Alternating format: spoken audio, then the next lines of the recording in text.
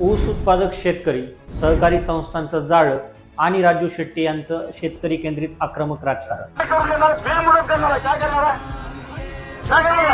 त्यामुळेच हातकणंगलेची लढत नेहमीच महाराष्ट्राच्या लक्षात राहते. ऊसपट्ट्याच्या या लोकसभा मतदारसंघात खासदार धैर्यशील माने यांची कामगिरी कशी राहिली आहे हे जाणून घेऊया आज पोलपंडितच्या सर्वेक्षणानुसार खासदार धैर्यशील माने यांची कामगिरी चांगली असल्याचं मत 40% होते, तर 42% लोकांच्या मते त्यांची कामगिरी खराब राहिली आहे, तर 18% लोकांच्या मते खासदार म्हणून त्यांची कामगिरी साधारण राहिली. खासदार धैर्यशील माने यांच्या माध्यमातून लोकसभा मतदारसंघात काही विकास कामे झाली आहेत, परंतु त्याची चर्चा मतदारसंघात दिसून येत नाही. हातकणंगले विधानसभा मतदारसंघ वगळता धैर्यशील माने यांचा लोकसभा मतदारसंघातील इतर विधानसभा मतदारसंघांमध्ये जनसंपर्क दिसून येत नाही. त्यासोबतच ऊस उत्पादक शेतकऱ्यांचे प्रश्न असतील किंवा शक्तीपीठ महामार्गांच्या संदर्भातील ज्या प्रश्नांवर आंदोलने करण्यात येतात त्यामध्येही त्यांची भूमिका दिसून येते. यामुळे शेतकरी वर्ग, विशेषतः जैन समाजातील शेतकरी वर्ग त्यांच्याविषयी कमालीचा नाराज दिसतो.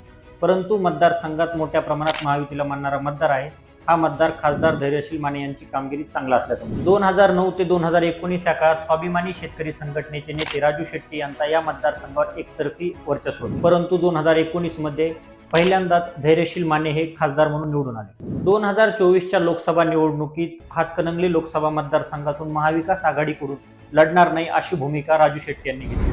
त्यामुळे या लोकसभा मतदारसंघात तिरंगी लढत झाली. शिवसेना शिंदे गट पक्षाचे धैर्यशील माने, स्वाभिमानी शेतकरी संघटनेचे राजू शेट्टी आणि शिवसेना ठाकरे गट पक्षाकडून सत्यजित पाटील सुरवडकर यांच्यात झालेल्या या लढाईत 13,000 मतांनी धैर्यशील माने यांचा विजय झाला. नुकत्याच झालेल्या इचलकरंजी महानगरपालिका निवडणुकीत भाजपने एक हाती वर्चस्व निर्माण केले. त्यासोबतच जिल्हा परिषद निवडणुकांमध्ये भाजपला आणि महायुतीला चांगले यश मिळाले. महाविकास आघाडीचा विचार केल्यास या मतदारसंघात जयंत पाटील यांच्या व्यतिरिक्त कोणताही प्रभावी चेहरा महाविकास आघाडीकडे दिसून येत नाही.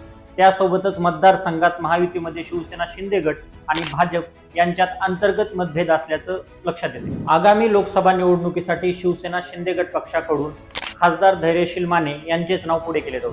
त्यासोबतच महाविकास आघाडीचा विचार केल्यास या मतदारसंघातून महाविकास आघाडी 2024ची लोकसभा निवडणूक लढवलेले सत्यजित पाटील सुरवडकर यांनाच पुन्हा एकदा उमेदवारी देऊ शकते. याशिवाय स्वाभिमानी शेतकरी संघटनेचे नेते राजू शेट्टी पुन्हा एकदा लोकसभा निवडणूक लढवू शकतात अशी चर्चा मतदारसंघात आहे. त्यासोबतच मागील काही काळापासून राजू शेट्टी यांची महाविकास आघाडीच्या नेत्यांसोबत जवळीक वाढलेली आहे. शक्तीपीठ महामार्ग असो किंवा शेतकरी संदर्भातील आंदोलन असो, ते महाविकास आघाडीच्या नेत्यांसोबत खांद्याला खांदा लावून आंदोलन करत आहेत. त्यामुळे भविष्यात 2029च्या लोकसभा निवडणुकीत राजू शेट्टी हे महाविकास आघाडीचे उमेदवार असतील अशी चर्चा ही लोकसभा मतदारसंघात दिसून येते. हातकणंगले लोकसभा मतदारसंघात भाजपची वाढती ताकद पाहता आणि माजी खासदार प्रकाश आवाडे यांनी लोकसभा निवडणूक